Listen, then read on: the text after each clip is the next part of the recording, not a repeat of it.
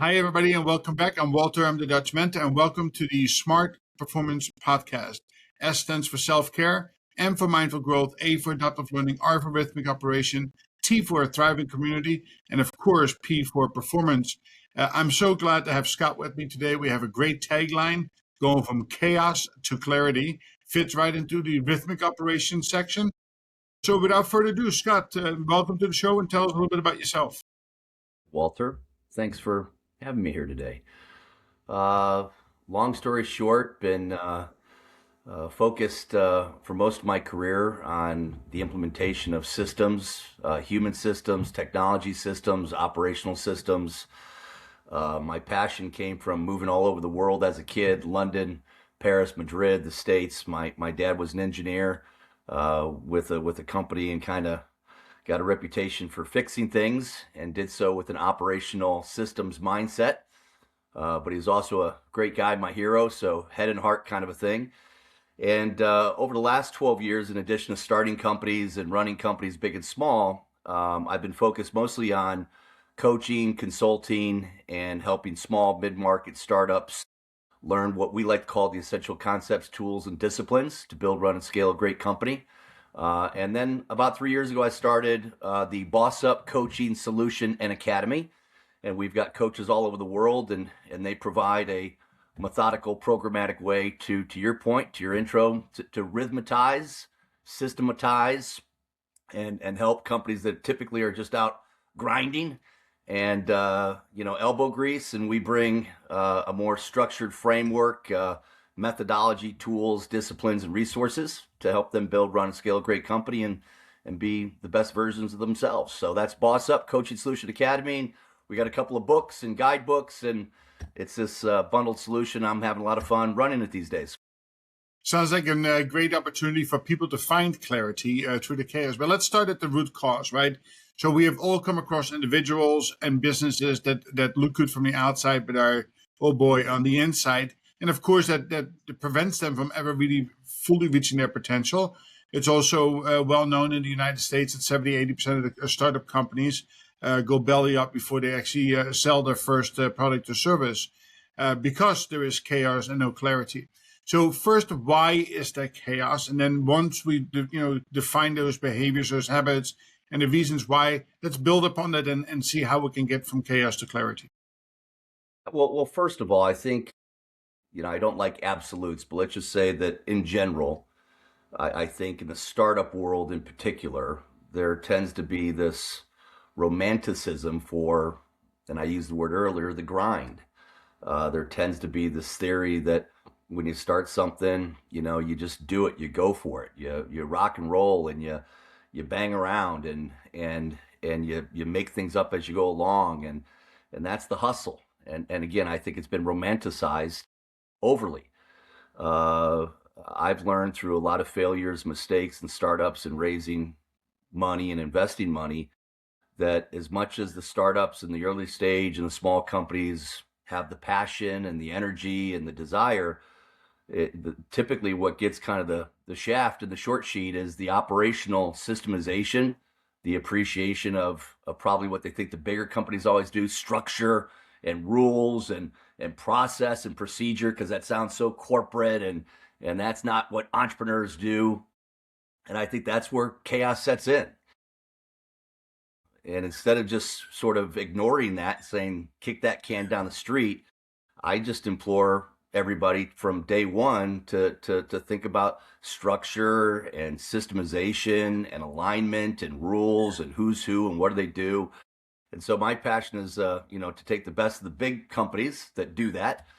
Yes, take the energy of small, early stage companies that are all about the passion and the fight, and fuse the two together. Nobody said you can't have head and heart and process and purpose and profit and passion. And I think that's where you get from chaos to clarity, by having good systems, good rules, good alignment, everybody agreeing, good meetings, good rhythm. And that's just a better life to live. Why wouldn't you want, calm, cool, and collected, and fun and energy? Well, 100% right, and it is. And you can see that people have a hard time seeing that up front, of course. But once they go through that process, they look often back upon it 5, 10 years later. It's like, oh my God, I only wish I had done this earlier, right? So I just want to remind the audience, right? So we talk about solopreneurs, entrepreneurs, small companies, startups. At the end of the day, it's an individual, right? And that doesn't make a difference if you're an individual as a leader of self, or a small team, or in healthcare, or IT, or banking. The rules apply the same, right? All of these folks are stuck in the valley of despair, doing, with the hope that they will excel and find that solution. So let's say we have finally recognized that I need help. It's almost like Alcoholics Anonymous, right? Is that hopefully the person didn't come to the conclusion they needed help when it was too late. Uh, but let's say they call you and say, "Listen, I need help." How do you start bringing that clarity, and how do you systemize? What's your approach to that?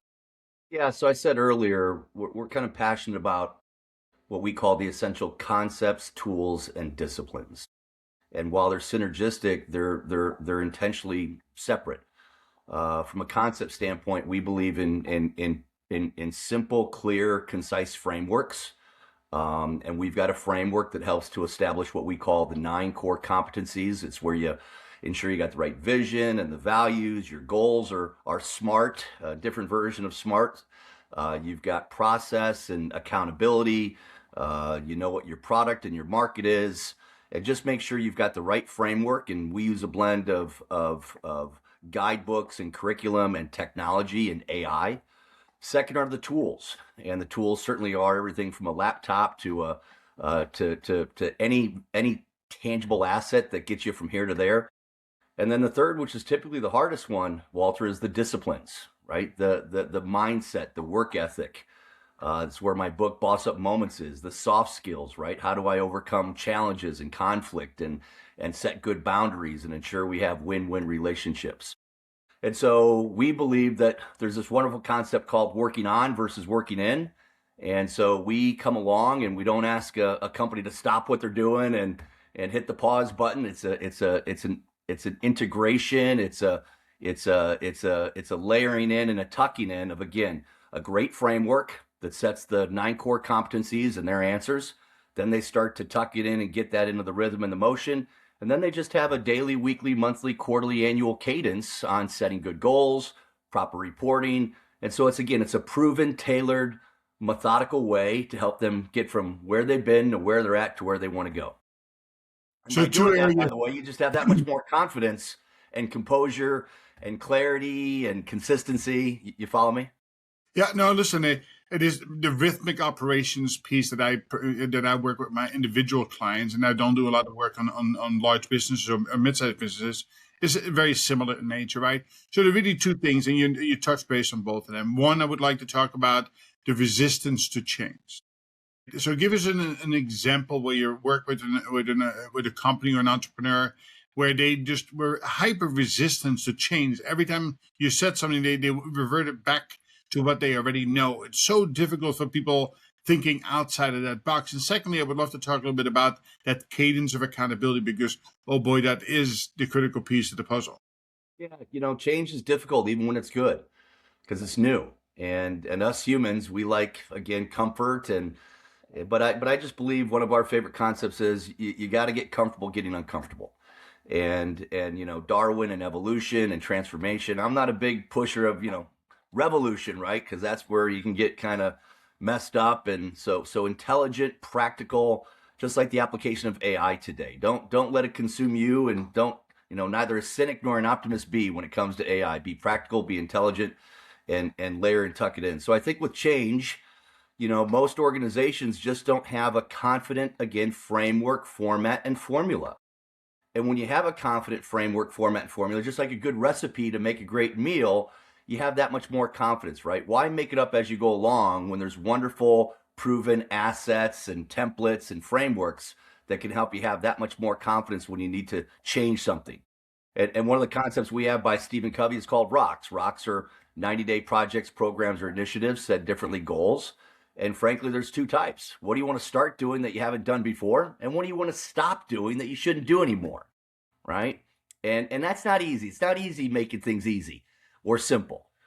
So I just think the biggest thing is people get overwhelmed by change. There's no cliche how to eat an elephant bite by bite, and they just got to get their head around the fact that number one, they do need to evolve and change and grow and prosper, and to do so means starting or stopping things that you need to start or stop. But second, I don't think a lot, especially entrepreneurs, if I may, and startups, they tend to have again this romanticism that they gotta kind of grind through, and it's the hustle. And I just, I've been to a lot of startup conferences, I've done a lot of talks, and I've seen sometimes where it's like that startup person's in the room 10 years later, and you're like, when do you want to grow up? Right? We're not teenagers and kids forever, right? Adulting. So yeah, I just think there's a fear, uncertainty, and doubt because people just can't get over themselves, and they get in their own darn way on how to get from here to there. They think they got to do it as opposed to getting assistance and support and outside help, if you will. And I think that's mostly where it's at. It's this emotional paradigm that people just feel like, hey, if I seek outside help, I'm not as cool, or I'm a loser, or I got problems. It's not true, right? They need to be vulnerable and authentic and realistic, and realize that while they may be great at this product in the company and the service or the solution, that doesn't mean that they need to be an expert on how to get from here to there, and they need to partner up with somebody who can help them. Sadly, pride and ego often gets into the way, Indeed. and it is only those people who can become vulnerable by leaning on the softer side. And that is something that will help them overcome. So with that said, so let's assume that people have gone to that breakthrough moment. They're finally buying into it. They finally see light at the end of the tunnel. You're teaching them how to let go, how to shift the responsibility from the owner to the performer with accountability back to them. So that's that cadence of accountability. So listen, we're both seasoned. We've been around the block a few times. We know that things, that too often, 70-80% of things don't ever really come to fruition because people drop what they were working on to fight another fire. So tell me about the cadence of accountability and how long it takes to really get into a new normal. And of course, then the mindset of continuous improvement comes into play. Love it. Yeah, thank you. So ideally, what we really want, if we're bringing in, and I'm just going to call it a system, right? And sadly, because of what's going on in the world, systems have gotten kind of a bad rap. And I like to just remind everybody, systems aren't bad by nature. People make systems bad. All systems are flawed. All frameworks, all books. Why? Because out of the box, they're inanimate. They don't know you. So until you tailor it, bring it into your world, and avoid the over modification, right? And just respect that there's a line there. And so I just think on average, right, is that most people struggle with the fusion of, again, on and in, and head and heart, and left brain and right brain, and we've got to help them see that there's a way to get from here to there, and then second, back to the word system. Systems need to be flexible, but back to running a company, you've got to find the time to schedule meetings. Meetings stink. Well, because you make them stink. If you come in with the right attitude and the mindset. So that's my real passion. Back to the story about my dad. I was an early entrepreneur back in the 90s, started a company in the dot-com era, raised a bunch of money, bought a bunch of companies. I think I was the quintessential example of Warren Buffett's famous quote, "Even turkeys can fly in a tornado." I was a turkey, and I didn't know the difference between, a P&L and a BLT, to be honest, when I raised and started. And so I just think, to your point about ego and IQ and EQ, right? The balance of all those. But I just think if small companies respect and appreciate that they need to operate and systemize and standardize and have protocol, all these words that sometimes people roll their eyes and say, yeah, but you can do it better, right? You don't have to be all corporate and bureaucratic and yucky, right? But just think about the world without good systems, what a mess it would be. Back to chaos. Yeah, I love it. It is people are resistant to that, but it is so very much needed in order to be able to make, able to replicate, right? How can I make that favorite sugar cookie that's not done replication by chance? and back to not only that, Walter, but nobody wants to buy a company that's over-reliant, number one, on the owner, okay?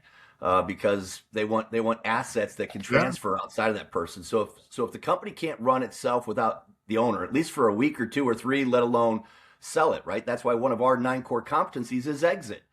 Now, I hate when starters and founders come in and say the first thing I'm going to do is become a unicorn. That's rubbish. That's getting a little silly, right? Cash flow and income and balance sheet and making money, that's important. But the reality is that you've got to respect that. Ideally, one of the concepts I really do try to promote is businesses are good. Businesses are the revenue, the cash flow, the operations. But what you really want to do, back to enterprise value, is you want to build a great company, because companies have legacy. They stand the test of time, right? And to do that, just like a home, you've got to have plumbing. You've got to have floorboards. You've got to have the foundation that holds up the rest of the bedrooms and the kitchen, right? It's an end both. It's like anytime you run a good business, I use the metaphor of a beautiful home. The bricks are the content, the physical assets. The mortar is the soft stuff, the energy, the culture, the attitude, the perspective, right? And bricks without mortar are just bricks, and mortar without bricks is just goop. So you gotta put those two together. And I just wish more early stage startup founders would have that respect at a minimum. You ready? That it's an and both, not an either or, like most things in life, probably. Absolutely right. And I want to remind everybody again, this is not just about the entrepreneur that goes out and raises millions of dollars. This is about each one of us who is an inspiring, emerging leader. I don't care where you are. The brick and mortar piece fits into having structure, having clarity, having goals, having and align those with aspirations, and of course working on your legacy. That you cannot be the doer of all. I want to shift the conversation for the last couple of minutes to AI, because you mentioned it a few times. How is AI an enhancer to an operational rhythm today, and what would you recommend people to learn about this, and what tools are available? Yeah, number one, you just gotta make peace, irrespective of what side of the street you're on, that it's going to come into the world and eat your brains and robots are going to take us over. Or the other side is, right, I'm gonna blow it off and never do anything with it. The truth is somewhere in the middle. And I think number one, you gotta say, hey, I'm in charge. It's my co-pilot. It's an ally. It's an assistant, and it's gonna help me with enhancing my critical thinking. It's gonna help me with decision making and discernment. There's a lot of ways you can really rock and roll in the technology. But for most people, I say don't get caught up in LLM and the agent side and the tech per se. First, embrace the strategy and how it can enhance your world, your operation. And to your point, everything I'm saying, by the way, the beauty about the work we do is that it's not only good for the company and the shareholders and the people running it, but everybody's learning great skills, right? They're learning how to level up themselves. And that applies to their balancing their checkbook in their life and their relationships with their spouses and their kids. So the beauty of this, man, is that so many of the great concepts, tools, and disciplines, help you drive a better P&L and a balance sheet and growth. So you want to 10x, if you will, in business. And that's where AI comes in as well. It transcends the execution side in the company to the life side, so that you can be more efficient and more effective. And I know that might sound efficient and effective when I'm at home with my family. Yeah, because time is valuable. Yeah. And on average, most people spend more time in work than they do at home. And so my approach to AI, it's like journaling. Bring it in, let it enhance and challenge and elevate, push and prod in ways. But I'll stop on this one where I started. You own it. Be the boss, and make sure that it serves you, not the other way around. And make it I would suggest to any company in the world, if you don't have AI as a call out, specifically from an asset, an issue, a challenge, an opportunity, you're already a little bit behind the eight ball. Yeah, anybody who is not already interacting with AI or learning it on a daily basis is falling behind for sure. And I love the concept of buying back time. Right, I just had a great podcast a couple of days ago with George Rivera about this topic. It is about the quality of time we spend at home with family, friends, and having fun, that we can get that back by utilizing these types of tools. Also learning to let go, right? And that goes back to the early part of the conversation. Where can we find you, Scott? Yeah, so candidly, I just came out with my new book, Boss Up Moments, which is really there's 40 moments in here around what I call the soft skills, the heart, the style, the awareness, the mindset. So this just came out a couple of weeks ago. Pretty passionate about it. And this ties into the first book, Boss Up, which is really think of this as the engineering, and this is the energy. This is the structure, the rules, the frameworks, the formula to combine business systems, AI, and a coaching mindset, right? So that people always are challenging themselves and scaling up. And then this really is a fun, interactive. It actually has videos, QR codes into a YouTube channel. It's got prompts for journaling or using with AI.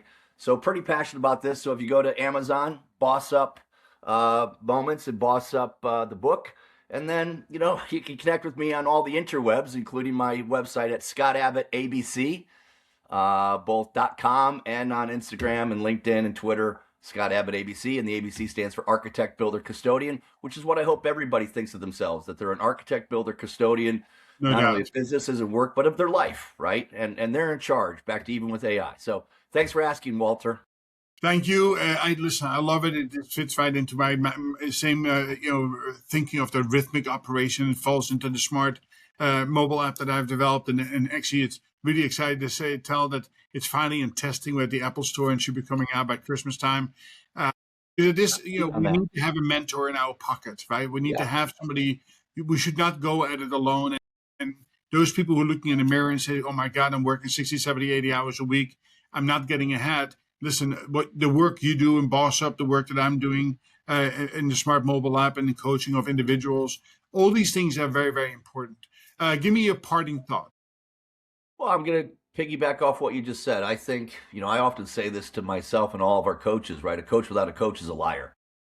And so it challenges me back to the word mentor and nurture and coaching, right? Coaching is a verb, it's a noun, it's an adjective, it's a mindset. We know that people, and to your credit, thank you, Walter, for the new app, that, coaching requires an investment, not just of cash capital, but of time. And so I believe in the modern world today, we've got to make it accessible, inclusive, affordable, and you got to find a way. But yeah, if you're not appreciating mentorship and you're not strategically and tactically incorporating how to grow and become better, if you ain't growing, you're dying, man, right? And so 100%. I would just encourage them to, keep listening to you and leverage your new app and Godspeed on the continuous and constant pursuit of improvement and betterment. Now, don't let it get, the better of you and overwhelm. So find that harmony, right? You got to work and deliver and produce.